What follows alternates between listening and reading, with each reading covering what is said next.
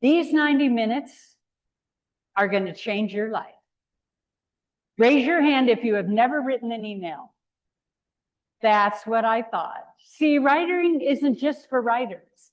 It's for everyone in every walk of life.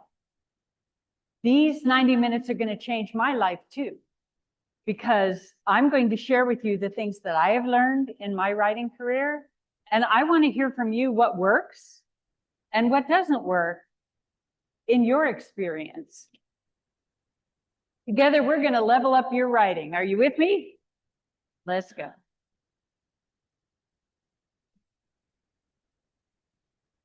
Hello, PowerPoint. Are you with me, PowerPoint? Not so much. Here we go. Oops, back one. Ah! Forward one. Try it again. All right. So in preparing for this, here at Ensign Global University, I took a look at your website and I noticed this, that the learning outcomes for those in the Masters of Public Health program include effectively and persuasively communicating public health ideas to a target population in both written and verbal formats, including a variety of media. And I thought, I'm there. And these are the things that your website says you might be writing. 15 different categories of different kinds of things that you, with a Master's of Public Health, may be writing. That's a lot.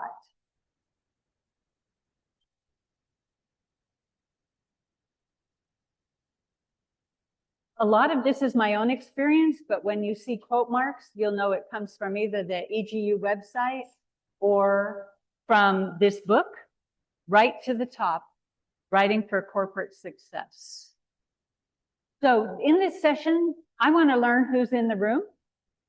I want to tell you my background, so you have an answer to the question, why should I listen to her? We'll talk about the impact of writing well. We'll talk about 6 steps to impactful writing. And thank you to the staff and faculty who are passing out the handouts in the room.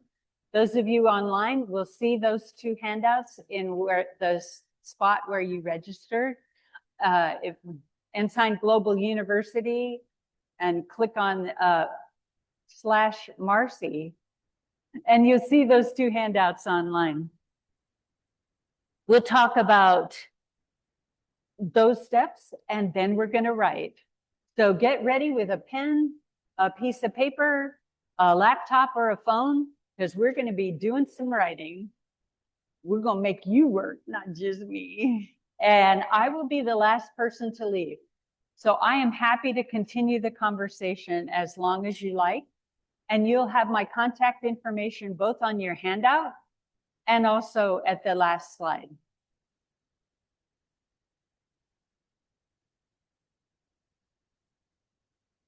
So I want to get a sense of who is in the room. And so I will call on maybe 2 people in the room and 1 person online to share your first name, why you came to this workshop, and 1 unique fact about you. So while you're thinking about that, I'll tell you my story. I'll get us started.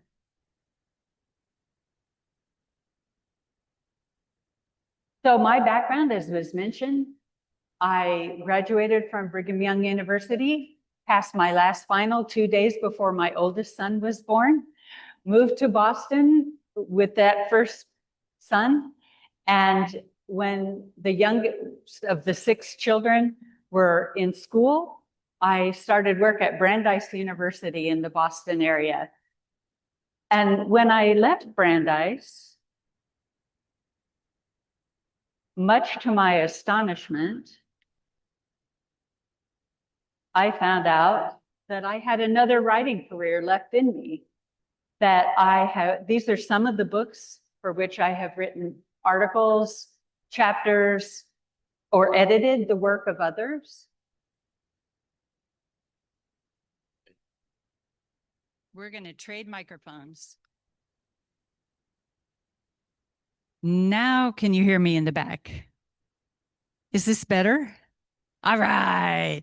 Whew. So these are some of the books that I have written or edited. And the only one that you may have heard of is written by Steve Young, San Francisco 49ers NFL Hall of Fame. I was in Agona Neocrom Senior Technical High School yesterday in Agona Neocrom in the Central District, and the textile students gave me this dress that they made. Thank you, students. And I told them that I was the editor for Steve Young, who is an American football player, and they said, no, from now on you need to say you need to say a player of American football, because an American football player sounds like an American soccer player, which is a game played with your feet, as opposed to American football that is largely the ball passing in the air or as you run with it, and your feet have very little to do with it. Don't ask me. I don't make the rules. I just edited his book. So you may have heard of Steve Young. And fast breaking news, you may have heard of the Bonner family. This is a family of mom and dad, 8 kids, 4 boys, 4 girls, all world-class musicians who began in poverty and ended up as internationally renowned singers.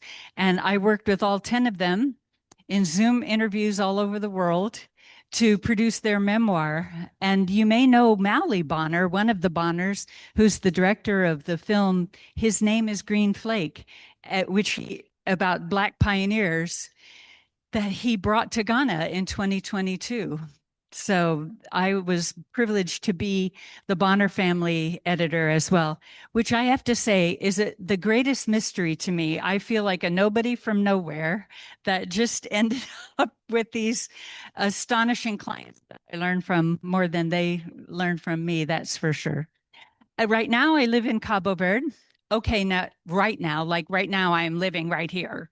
Like, but when I leave here, I go back to Cabo Verde. I've been there for a year, and I am going to stay for at least another year because I actually kind of love it there. And so that's a little bit about me. And now I want to hear 2 people in the room and 1 person on Zoom. Edward, maybe you'll be able to help me get someone on Zoom to introduce themselves with their first name, why you came to this workshop, and 1 unique fact about you. Can I have 2 folks in the room stand and share with us?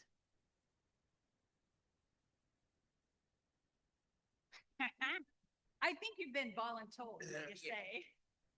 Right. So I'm Eric Abogan. I came to this workshop because it was advertised on. Oh, okay. Right. So I'm Eric Abogan. I'm here because there was an advert in relation to this workshop, and is to actually enhance our writing skills. One unique fact about me is I don't hurriedly form opinion of people. I take time listening to them patiently before coming to a conclusion. Thank you.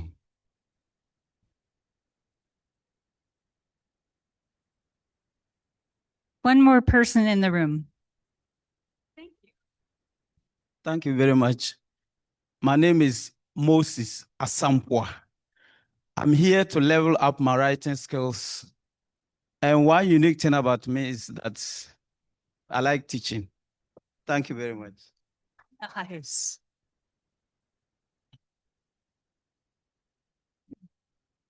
How will we get the Zoom person in the room? Do you want to read something, Nana, from someone?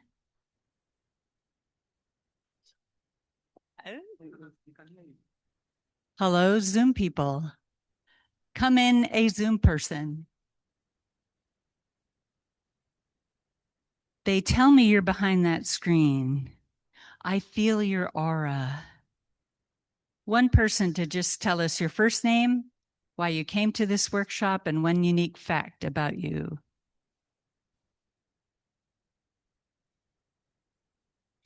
Watch out, because I know some of you guys. So if you might get yourself voluntold if you're not careful. No takers? All right. You can just listen. All right. We got a sense of who's here. Is there a woman in the room that would like to balance these two men who have shared? Oh, we have somebody about to be voluntold again. What your first name, why you're here, and one unique fact about you.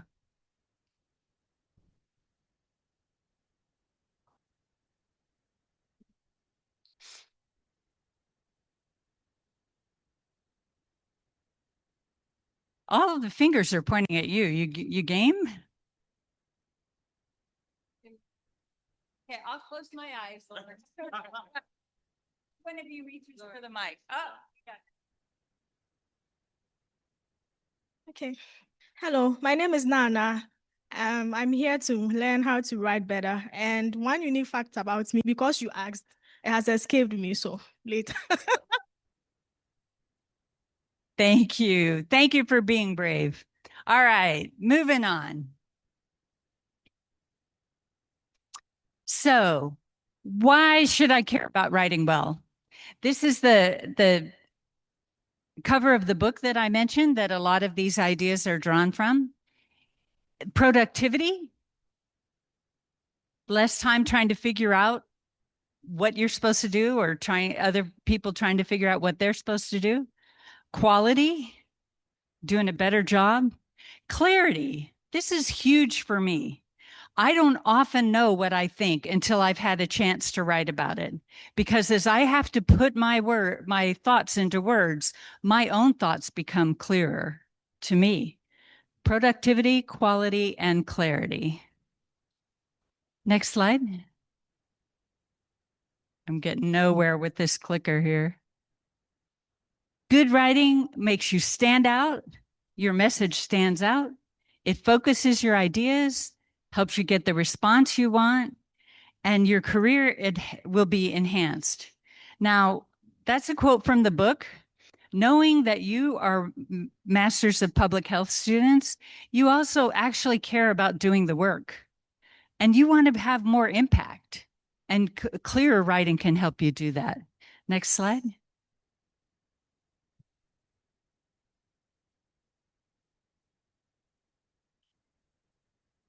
All right, 6-step writing process. And this is from your handout. Step 1, analyze your audience and purpose. Step 2, generate ideas. Step 3, group the information into categories and add headlines. Step 4, sequence your ideas. Step 5, write the first draft. And at last on 6, you get to edit, and not a moment before. Because if you start editing, you're going to crush your creativity. So there's the 6 steps. Let's take them one at a time. Next slide. Step 1, analyze your audience and purpose. So here's your focus sheet. And as we talk about this, be thinking about something that you would like to write about today. So the categories are your purpose, your audience, your bottom line, and your strategy. For example, in Cabo Verde, some of what I do is teach English to these Portuguese speakers. Do I speak Portuguese? No. I speak Spanish, and they tell me that Spanish speakers and Portuguese speakers can understand each other. I'm here to tell you, it ain't as easy as it sounds. That being said, I want to convince my students to practice English outside of class.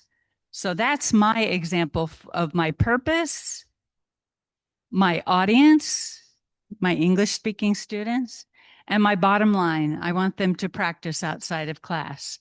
All right, next slide. So choose one topic or a topic of your own choice. I'm writing to convince my professor or boss, or if I could redesign my assignment or job in any way, or the topic of your choice. So think about something that you might want to write. And we're going to spend 1 minute. Okay, you can have 90 seconds. 90 seconds to just write those 3 things, as short as my example. I'm writing to teach, to convince my English students to practice English outside of class. Give me 1 sentence that tells me something about your audience, your purpose, and your bottom line. Understood?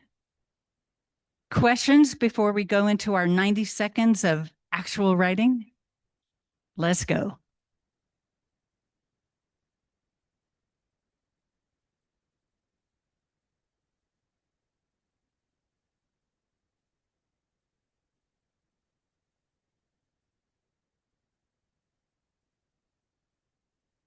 Purpose, audience, bottom line.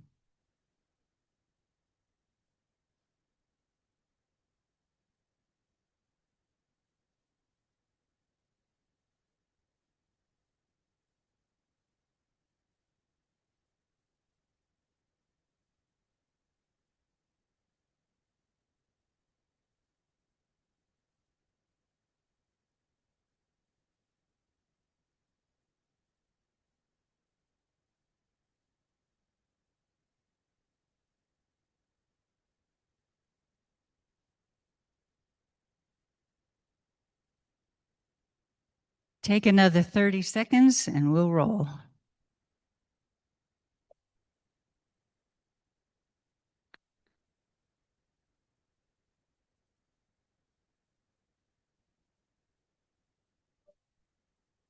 Good to go? Feeling good? Got it. All right. Thank you. Let's try this one. Check it out. All right. So you have your audience, your purpose, and your bottom line. Does anyone want to share theirs? You don't have to. We're going to keep working with this for a little while. But if anyone is just like burning, like, oh, listen to this, I got a good one. All right, let's go. Step 2. What? I got 1 click out of it. Next slide. Thank you. Generate ideas. Next. What? Has this ever happened to you? You sit down to write and you got the blank page syndrome. Yeah, can't think of anything to start with. Don't know what to say. If this has never happened to you, congratulations. If this has happened to you and you're wondering what to do about it, this is the answer. You free write for 2 minutes, literally 2 minutes. You set a timer, and for 2 minutes, you write everything that comes into your mind, including the fact that you have nothing to write about. Next slide. Here is what free writing means. Putting down everything that comes to mind, any and all ideas, related or not. Don't stop to get a cup of tea. Don't stop to let the dog in. 2 minutes. Even if you find yourself swearing on paper or writing about things that are off topic, don't let that inner voice slow you down by editing at this stage. Next. Here's an example of a free writing exercise. This is from Hope, who says, I hate this. Why do I have to write this stupid report? I was really looking forward to some reasonable hours for a change. Well, maybe this isn't so bad. 10 pages ought to do it. Okay, so they want to know more about our biggest new customer summit in Apex. Why? Well, I guess so they can compare the companies more easily and analyze our prospects with them. Let's see. What do I know about the companies? When I spoke with Lynn from Summit, she said that Summit may be an upcoming acquisition target for Acme. Speaking of acquisition targets, I need to stop by that new shoe store this weekend. Isn't that gloriously terrible? Yeah, but it's got her unstuck. She's got a couple of ideas in there that she can pull out. The grammar is terrible. All the I's are lowercase and they shouldn't be. It's not the stage for editing. She's got lots of stuff that has nothing to do with the paper, but she's just free writing for 2 minutes. And now, next slide. You will too. So take that sentence that you wrote that has your purpose, your audience, and your bottom line, and write for 2 minutes about that. And if it comes out beautifully terrible, like Hope's 2-minute free writing, that's okay. On your mark, get set. Nobody's going for tea or letting in the dog. Let's go.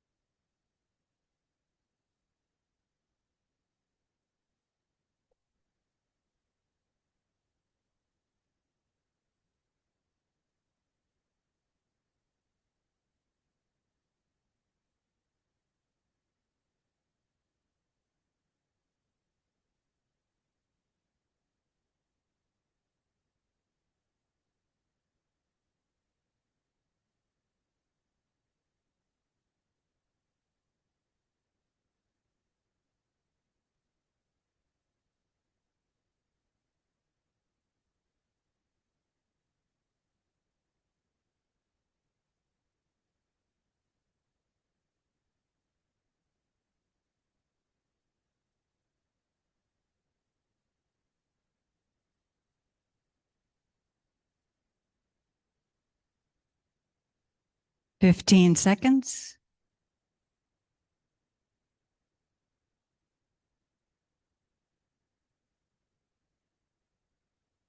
Five, four, three, two, one. Come on back.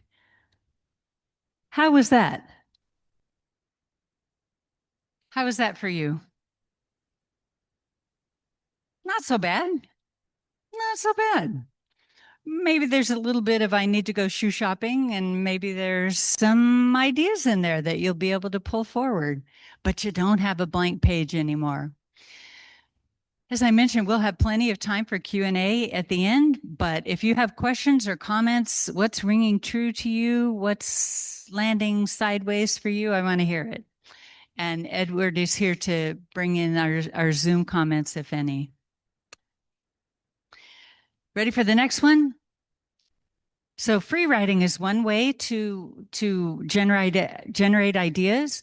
Another one is just to start asking questions. So imagine that you're speaking to your audience and try to anticipate the questions that they're going to have. And it's like role playing, except you're both sides. You're thinking of the questions that they might have, and you're trying to answer those in your writing. So questioning is another strategy to try to generate ideas.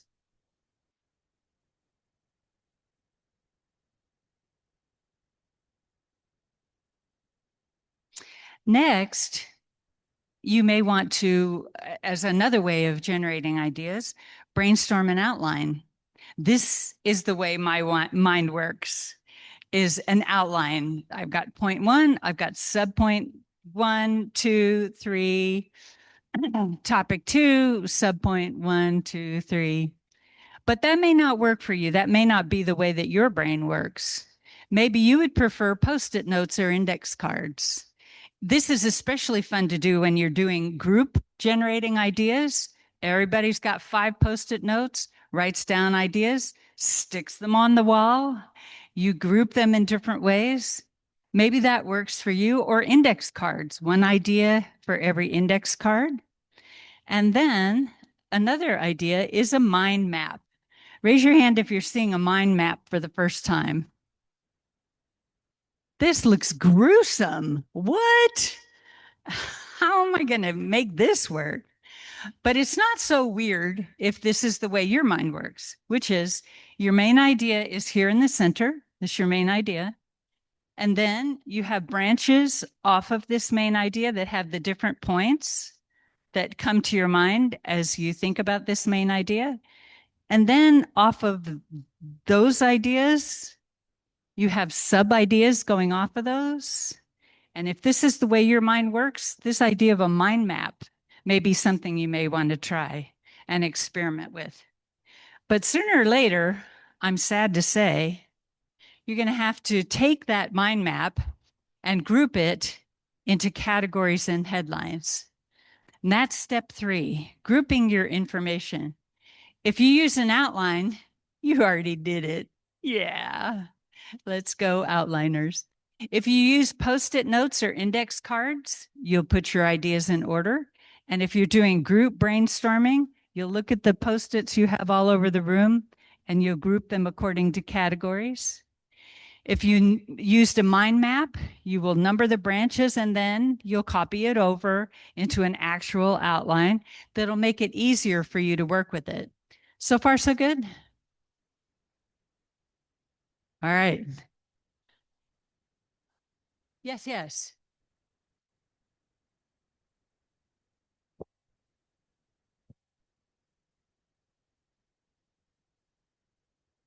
Thank you.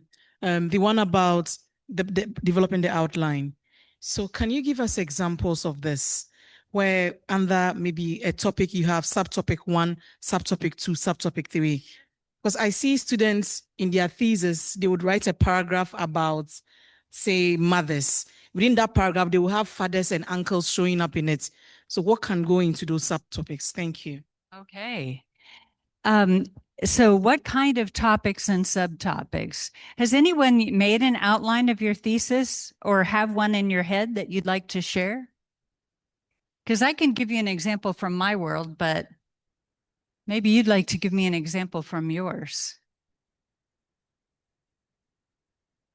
So back to me trying to convince my students to, was that a yes? Was that a hand up you'd like to? No. Okay. Sorry. Not to put you on the spot. So back to me trying to convince my students to practice English outside of class. I told them that, so topic 1, let me come back to that one.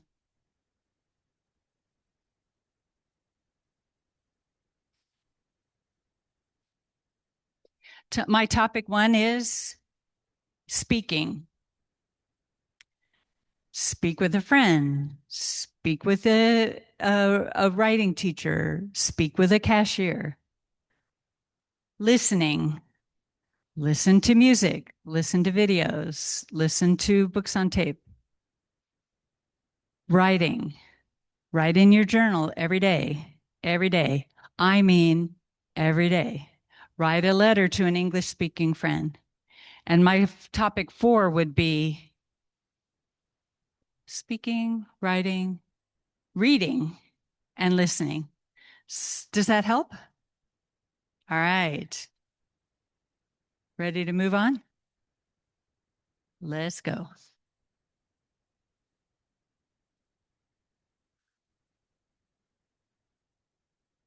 So after you have your ideas in order, you will add a headline for each section.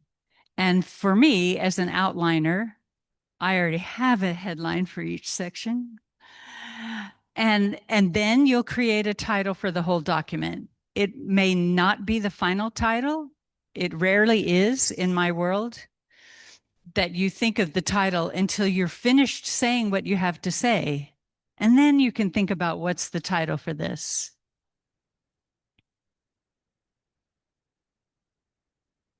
Special case of email subject lines. This is the most useful information out of everything you're going to hear today.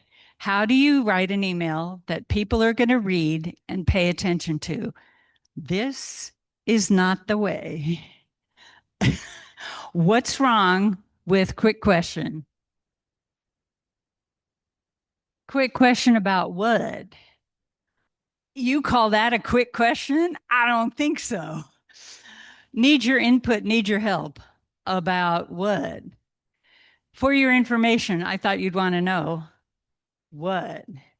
You sense a theme here? Urgent info requested. About what?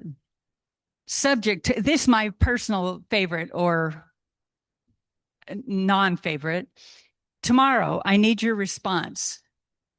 Not only about what, but like, are you talking about my tomorrow? Like, I'm reading this now and you're talking about tomorrow? Or did you send this 10 minutes before midnight and actually you need it today? Or did you send it last week and I didn't check my email over the weekend and tomorrow has already passed? This gets me nowhere. Tomorrow, I need your response. Bad headlines, bad, and that's your first impression. That's your chance to grab your reader's attention. And you can do it better with things like this. Action requested about, FYI about, how to, topic, deadline 31st of June, 2026. Fun fact, there is no 31st of June, 2026. So make sure when you give them an actual deadline, it's a real date. But it is helpful to know the date. And I prefer date over day of the week because day of the week gives me the same problem. Was that last Tuesday? This Tuesday? And another email subject line might be next steps. Set up a time for such and so meeting. Your reader knows immediately what you want, and you're much more likely to get immediately a response back of what you need. We ready for step 4? Questions, comments about anything so far? Let's go. Sequence your ideas. Now, most of the time, you're going to put your bottom line on top, or BLOT, and it sounds like this. I need you to perform a task. And the reason why is because of this. And these are the reasons that lead me to asking you to do this. And it all started with this research that explained all of this. So you start with, what's the point? And then you lay all the groundwork underneath it. That's the way business works, business writing works. Academic writing works in the opposite way. Academic writing often starts with, here's my research protocol, and here's how I conducted the research, and here are the findings that I had, and here are the ways in which I interpret those findings. Therefore, ta-da, here's my point. But almost always, you want to begin with your point and then lay the groundwork. Academic writing is one exception. Another exception is the bad news sandwich, where you're going to start with the good news, then hit them with the bad news, and then hit them with some more good news. I'd give you some examples, but I think you can probably think of some, and how you are much more likely to be able to respond if you feel like it's been softened in that way, with good news before and after the bad. Another exception to bottom line on top is if you have a resistant reader. You may need to bring them along. And you may need to explain to them why this is important instead of just starting with what they need to do right away or what you need them to know right away. But get there as soon as you can. What if you have multiple readers? What if you're writing to a committee? The answer to that is you find out where's the power. If it's a committee of peers, then, and they all have an equal role in the decision-making process, and one is hostile, you have to treat your whole audience as hostile and speak to that one hostile person and bring them along, because they can torpedo your expected results. So you're going to write to convince that one hostile reader. But if they're not all decision makers, if you have a boss and some deputies, and the boss is supportive, and you know there's a deputy that's not going to take kindly to this, you write to the boss, because the boss's job is to convince that deputy. And so you can figure out where is the power and then write to that person.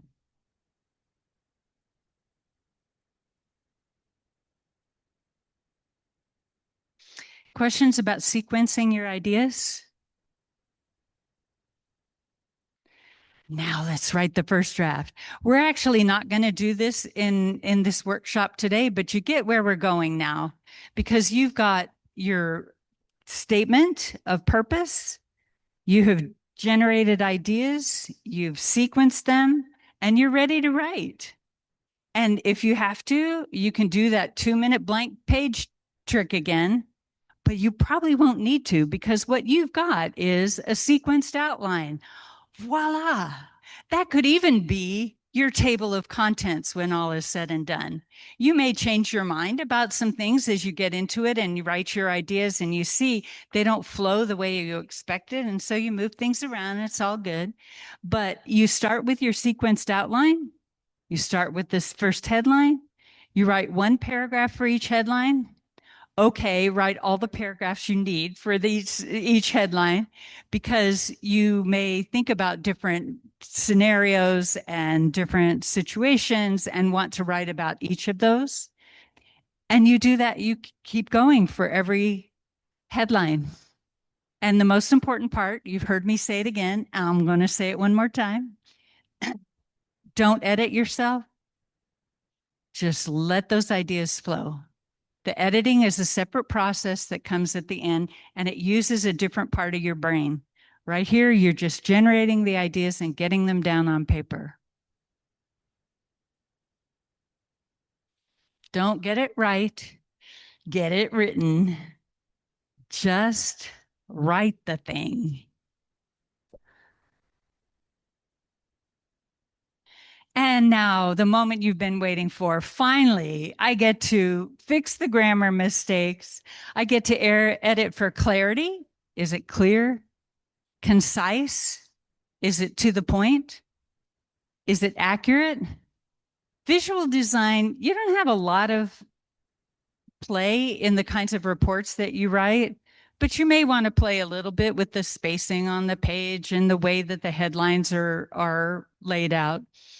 And if you love that sort of stuff, just go crazy with it. And tone. Is it the tone that you're aiming for, given a professional setting or a more community-based setting where you would want a little folksier sound? Generally, you want to use short words and short sentences. That's not always possible in a Masters of Public Health world where you have complex ideas that need to be explained in, and this morning I learned how to pronounce, but not spell, epidemiology. You got to go for the words that you need, but in as much as you can to use short words and short sentences without making them all short so that it sounds choppy. I heard an analysis of President Obama in the United States speeches that said that he pitches, and it's genius, he pitches to an 8th grade level. He's brilliant. He conveys brilliant ideas in ways that everyone can understand. And here is a bad example. Supply us with the necessary inputs of relevant equipment, and we will implement the program and accomplish its objectives. What? Give us the tools and we'll finish the job. Okay, if your field is epidemiology, you got to use all the words. But none of this is jargon that conveys anything that this doesn't convey. Give us the tools, we'll finish the job. You don't need all those words that make you sound important. They're not going to help you get your job done. Passive voice is often a problem. Mistakes were made. What's wrong with this passive voice? This little boy needs to take a little bit of responsibility for the mess in the living room. What does that have to do with your writing? Whoops, come back, passive voice. Come back. Ah. Really, we want passive voice. Thank you. Now, there's times when you need a passive voice, but more often than not, if you say it was observed, I want to know, yeah, well, who observed? Steps should be taken by you, not by me. I'm not responsible for this, am I? Yes. Lack of attention to controls. By whom? What controls? The worksheet should be reconciled. Oh, yes. The worksheet should be reconciled by anyone except me, right? Correct procedure should be implemented immediately. That doesn't say anything. You don't read that and say, okay, now I know what to do. So passive voice is almost always not going to be the strongest way to say what you want to say. I'm back to the kid. And you also don't want to use these worn out expressions that also don't say anything. They're just not going to add anything to your writing. In fact, folks are going to tune it out.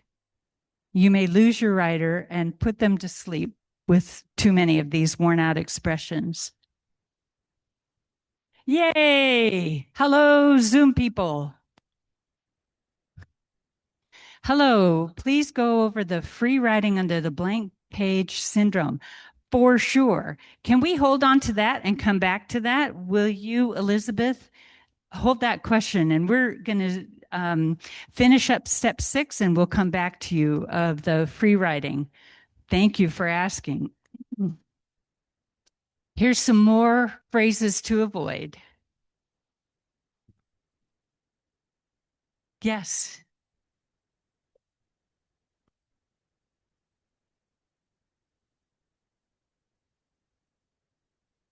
See, so I have a question that is linked with the passive voice, Yeah. particularly when students are writing their recommendations. So should we, for example, say that this action should be done by the Ghana Health Service or by the Community Health Service, or should we just say we recommend that this should be done? What should we write? What a great question. Where you see a problem and you have some ideas of who should be the actor to solve it. Yeah, what do you think?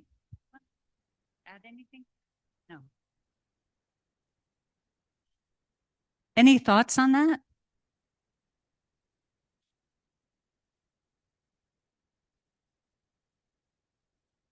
I'll tell you my opinion, and that is that you may be able to identify possible actors who could solve the problem. And you may even be able to speak about the pros and cons of each. But I really appreciate the question because very often it can sound like you coming in and telling people what to do or how to do their jobs when you may not understand the complete picture. But I think if you list some possible actors who can solve the situation, does that ring true? Anyone have something to add to that?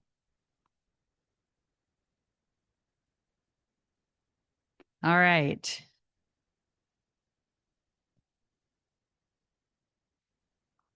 Yes, and close, please, fine. It could be, or do you really even need to say it? Because you could just assume that they're going to read your report.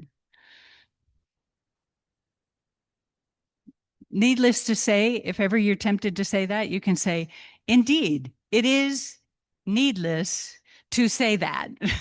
You don't need to say it. I will confess that there are times when I will say, please see attachment so that they and I know to put it there and they know to look for it. So there's times when I use that, proving yet again that every rule has its exception. Thank you for raising that. Yes. As per our discussion, what would be the most preferred approach? What would be another way to say, as per our discussion? I've been thinking about our meeting last week, and I have the following recommendations. Would that work? I appreciated what you said in our meeting about, and since we met, I've been thinking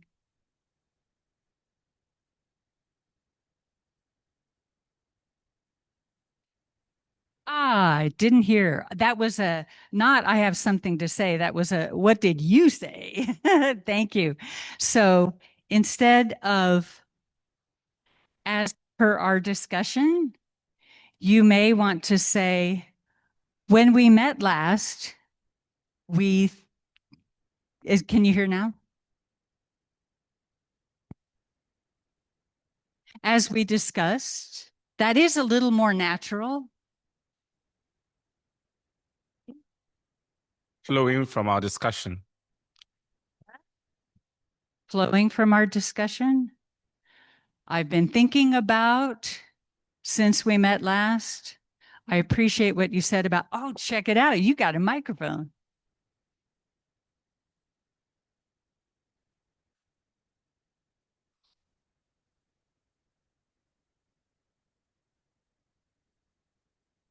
They like my microphone better. Okay, so my question is, these recommendations as to alternative languages to use, is it to bring a personal touch to the conversation, or it is something, what exactly is wrong with saying as per our discussion in a formal context?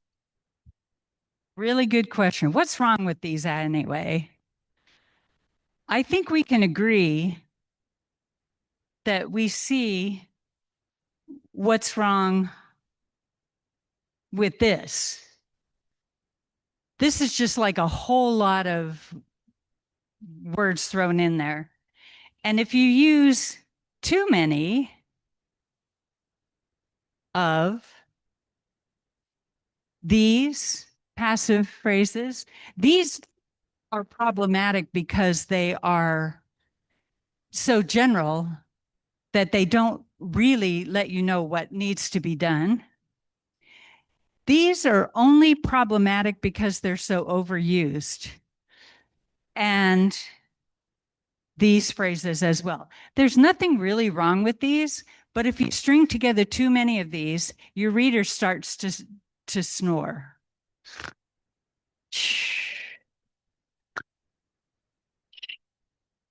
Just go to sleep instead of reading what you want them to read.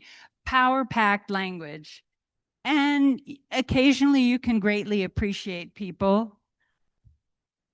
There's nothing wrong with that. So that's a good question. These are not like hot button, gonna make paper not work, but they are something to be aware of. Is this something that is overused and doesn't really say anything? Great comments and questions. What else? Keep going. Yes. Okay. Go ahead. So for the reason is because, can I use it somewhere and use a different language somewhere else? The reason is because, so since you said it's right, can I use it in one paragraph and the next paragraph I can use something else instead of repeating the same thing? You can say the reason is because, and then the next paragraph say something different. So that instead of repeating these kinds of phrases that are overused, you're shaking it up. Very nice. Very nice.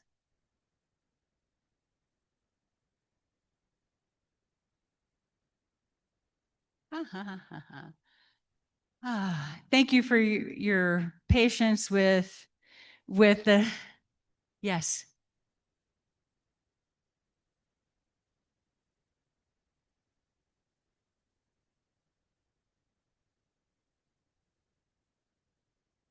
Why says that we should avoid such statements or whatever phrases. So if we should avoid such phrases, and she's asking that the reason is because, what is the alternative? What is because? What is the alternative phrase you can use? The reason is because, which a lot of people use. And now you are saying we should avoid such phrases. So what is the right thing to say?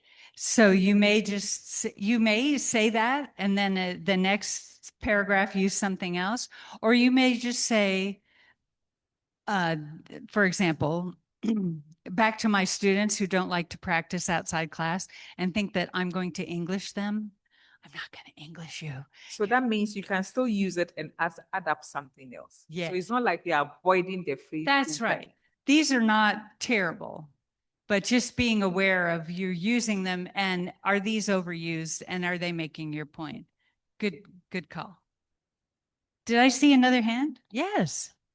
I think if the reason is, then just state whatever it is.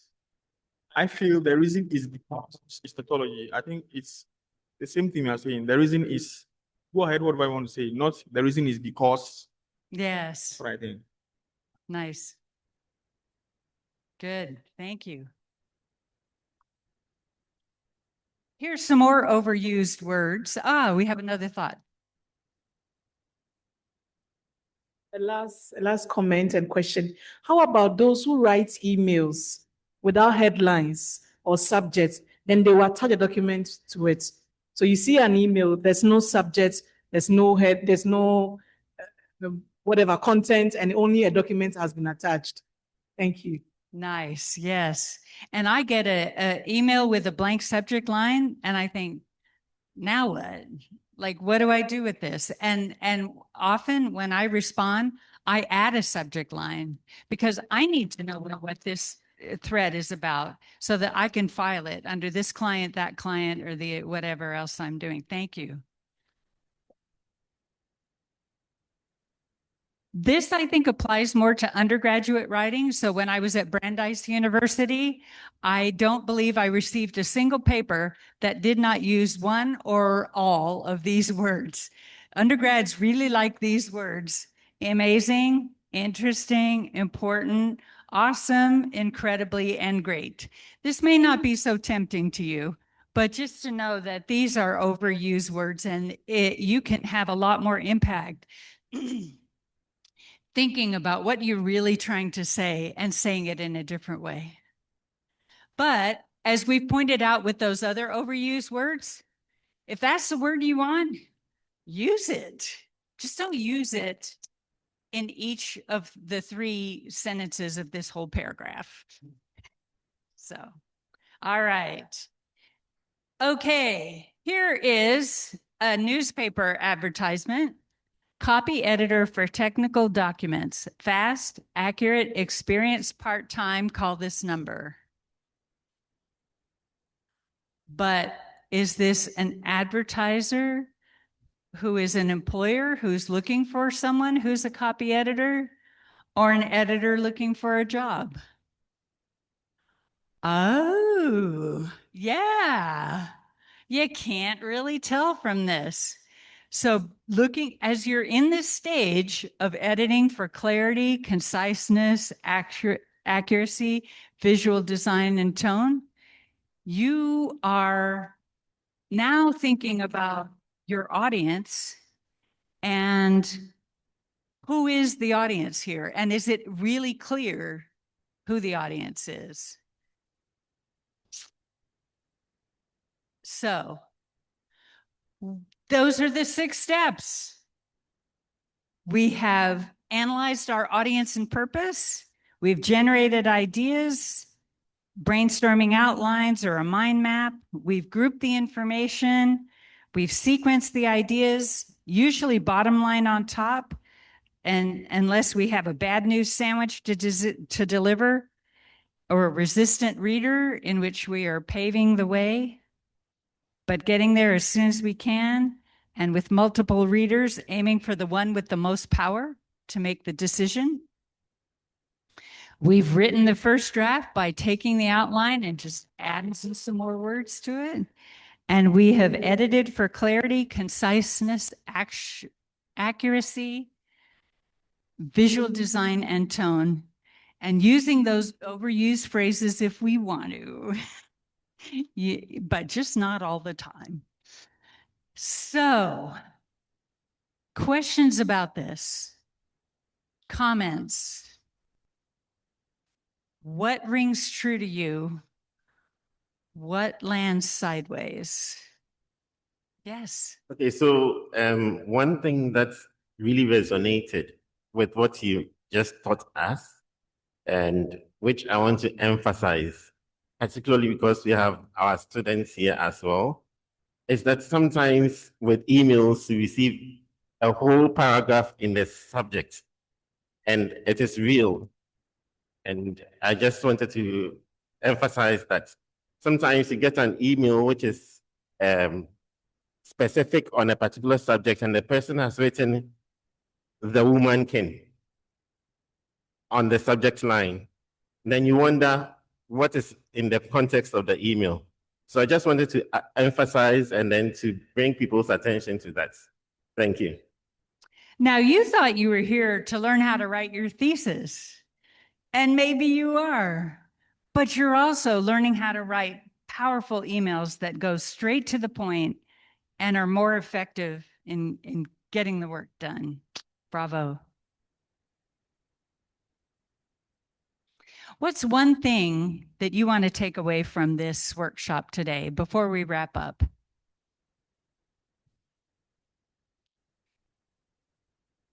Sequencing ideas, thank you. Bottom line on top, with those exceptions that we talked about. What's another thing you're taking home with you from this? Yes. We should be simple in writing and stop playing with words, just displaying words without sometimes even understanding the meaning of those words. If it sends you looking to the dictionary, it's probably going to send your reader too. And by the time they get to their dictionary, they're going to stop reading your email. Go ahead. All right. My takeaway has to do with the very first point. That's in whatever you write, you first of all have to analyze your audience, where the message is going to is very important. Yeah. Analyzing, wow. And analyzing your audience so that you're really speaking to the audience that you want to reach. Very nice. Thank you. So I realize sometimes you want to write, but you process and go over and over again. So I learned today that I shouldn't get it right. I should get it written. And that is your motto as you're writing your thesis. Don't get it right. Just write that thing.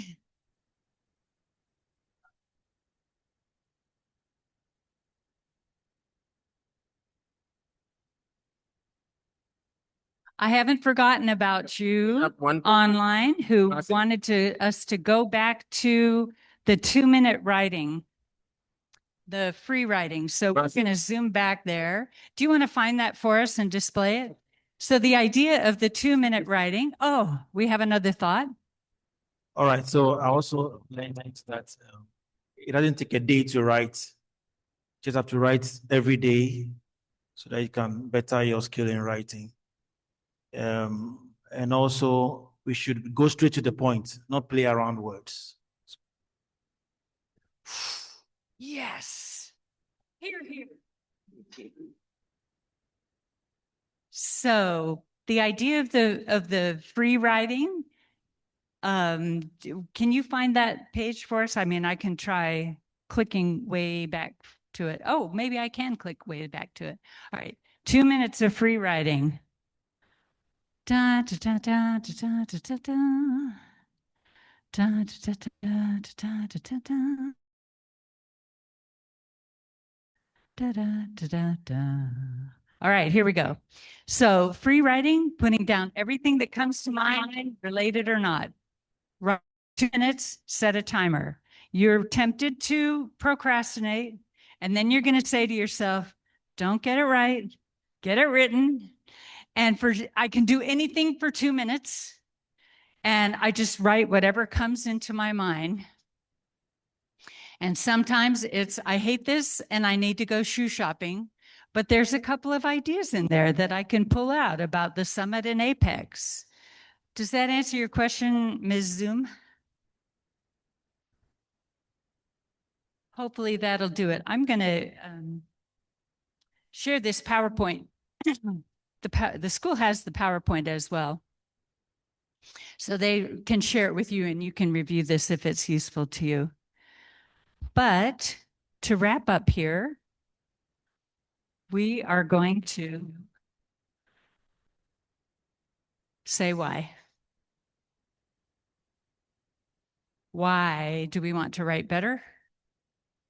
Because we're going to have to write some or all of these 15 things, and we don't want to waste our time writing reports or emails that are not going to be effective. And we don't want to waste our time receiving emails and reports that are not going to be effective. We want to get the job done and move the work forward. It's going to make us more productive. It's going to give us better quality, and we're going to think more clearly. Because as an MPH graduate, you're going to effectively and persuasively communicate public ideas to a target population. And notice that target population, as we were talking about audiences, can be the community, can be nonprofits, can be donors, can be the healthcare community, it can be professionals. So you'll be doing different kinds of writing for all of those audiences.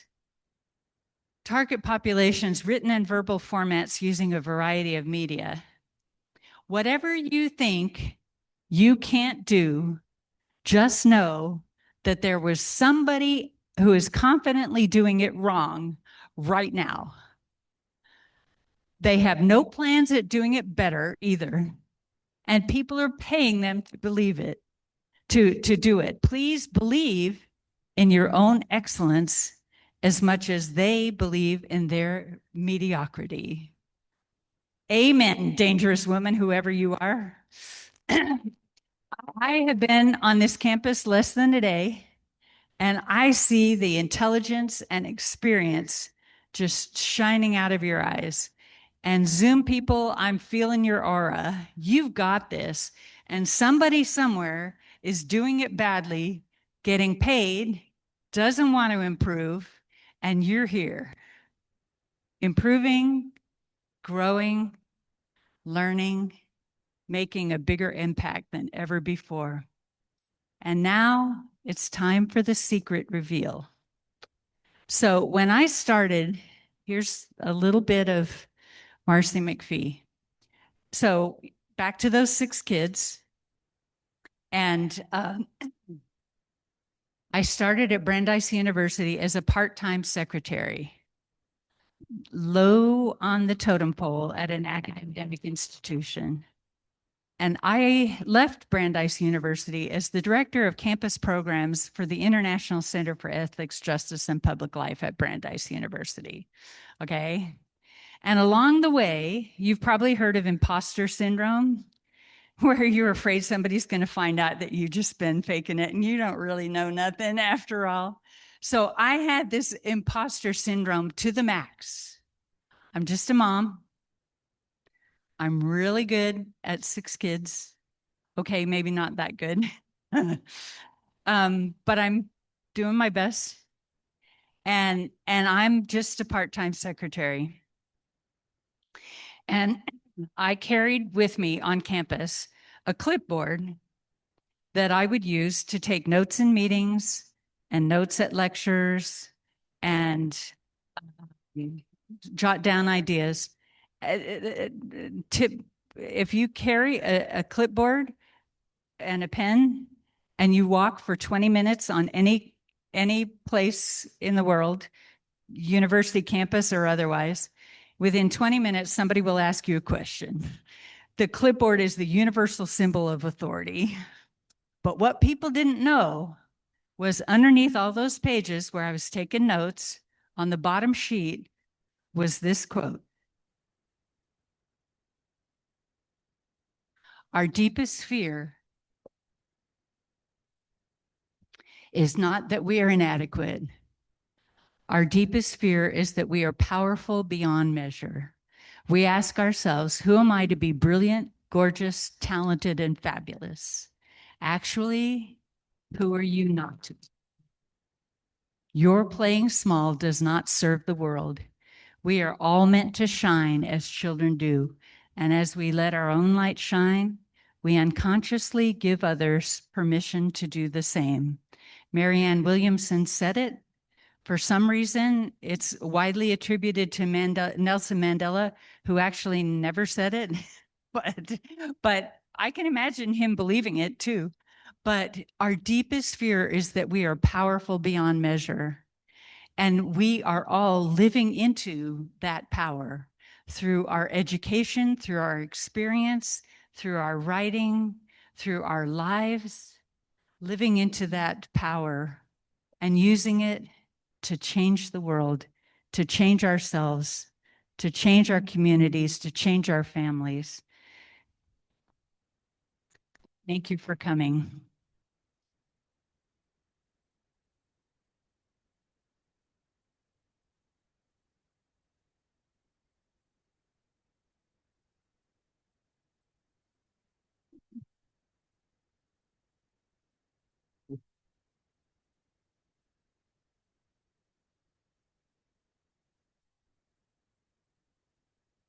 This is my contact information, and I would be happy to hear from any of you if you want to clarify anything that happened here or hear a little more from this nobody from nowhere that has just kept trying to let my light shine like you're letting yours shine. I see it.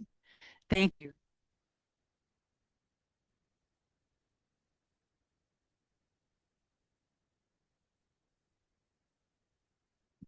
Thank you very, very much, Marcy McPhee. I personally really enjoyed the seminar.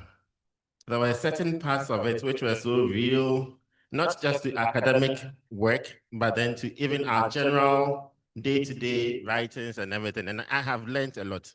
And if I have learned a lot, I'm wondering whether you have also learned a lot and whether those online have also learned a lot. There's always learning to be done every other day.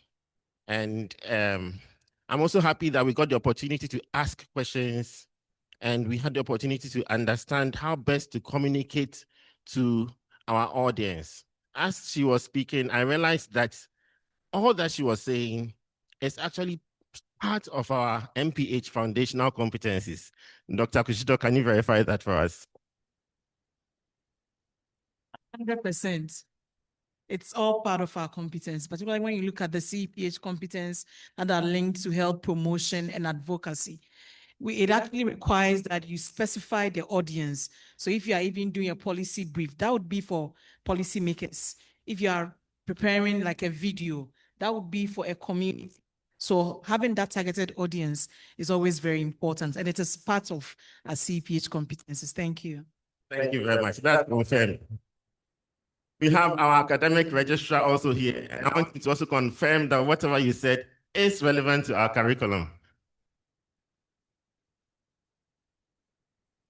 Thank you, Dr. Sutherland. Like I initially indicated, I believe this is so crucial. It borders on communication, actually. And writing, one of the ways by which we communicate. So if you don't know how to communicate effectively, you are bound to get the message wrong. So like I said, if you don't have the capacity to share your knowledge, to share your ideas, whatever you acquire will die with you. Basically, there's a saying that there are more ideas in the cemetery than what we have on earth, as the saying goes. So for me, her very first statement was that the next 90 minutes was going to change your life. The next 90 minutes was going to change your life. So I sat there and I started looking out for what was going to change my life. When she finished, I asked myself, has my life changed?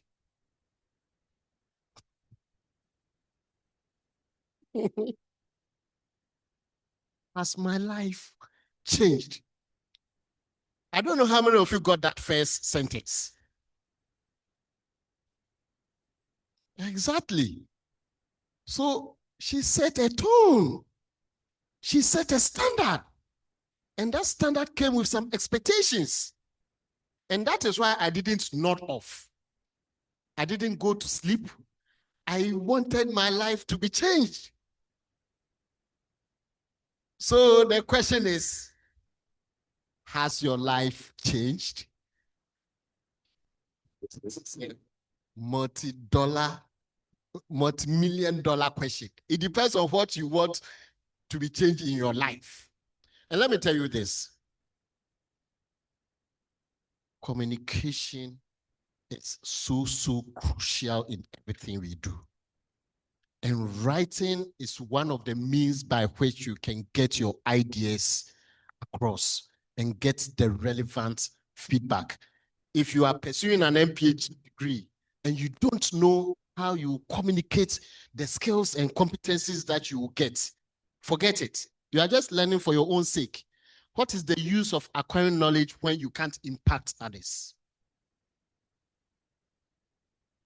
And at the end of the day, all the things and the steps she led us to go through, believe me, if we do follow them, I know some of us already have the skills, but she has really defined it in a certain way that we can apply it going forward anywhere we find ourselves. And that is the information I analyze at the end of the day, that my life has been changed thanks to Mercy. There are things that I knew, she has added to them. She has reinforced some of the concepts I had about writing. In fact, she has made it simpler for me to communicate and to write going forward. And for that, I really want to appreciate you and thank you for that. I want to leave by engaging some of our students. I'm looking at you, but I'm not going to mention your name. What one thing have you got out of today's seminar?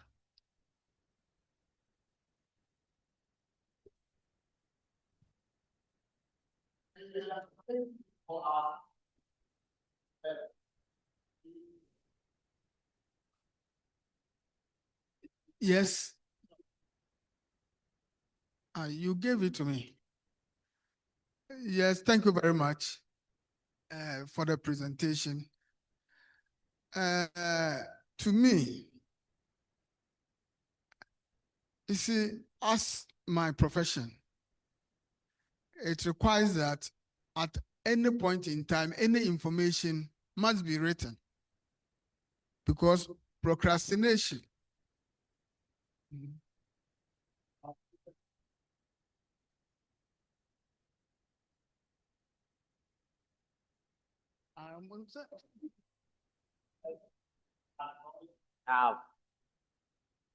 I think he is a policeman. So we are secure. Come on. We are safe. We have the Ghana police force with us. So what you did, immigration. So it cuts across. So what you did, you don't know what you have done for us. And she's trying to situate it within his profession. Good. Go on. So, and I'm also an investigator. So it means that at the field of my work, anything that I see, I need not to procrastinate. I must put them in writing so that anytime I need them as an evidence, I can gather them. Thank you. So it is very helpful. So your life has changed in that regard. Exactly. I'm looking at how our lives have changed. My life has changed. I used not to speak like this until I came for this seminar. You might not believe it. Yes. Good.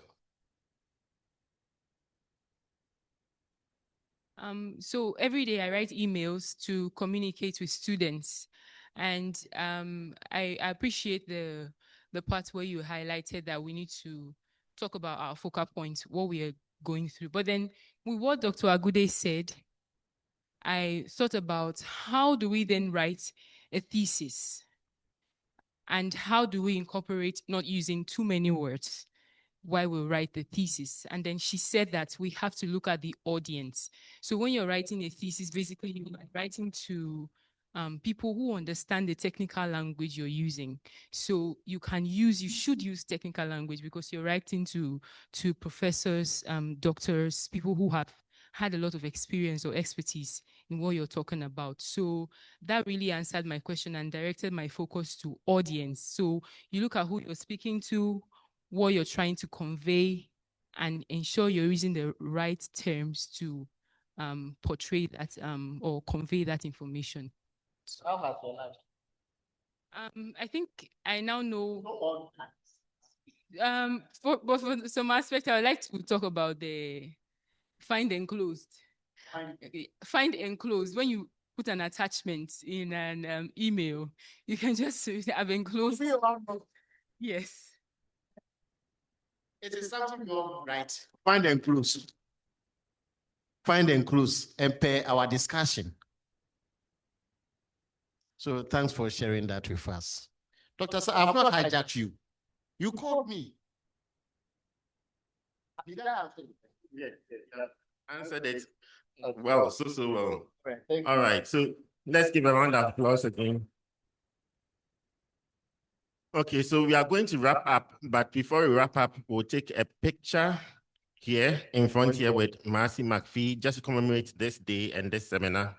After that, we'll call it a day. But we also have some water behind there, just in case you feel thirsty, you can just quench your thirst behind there as well. And we want to also thank our participants who are online. We haven't forgotten you. And thank you very much for joining online. So let's take our picture.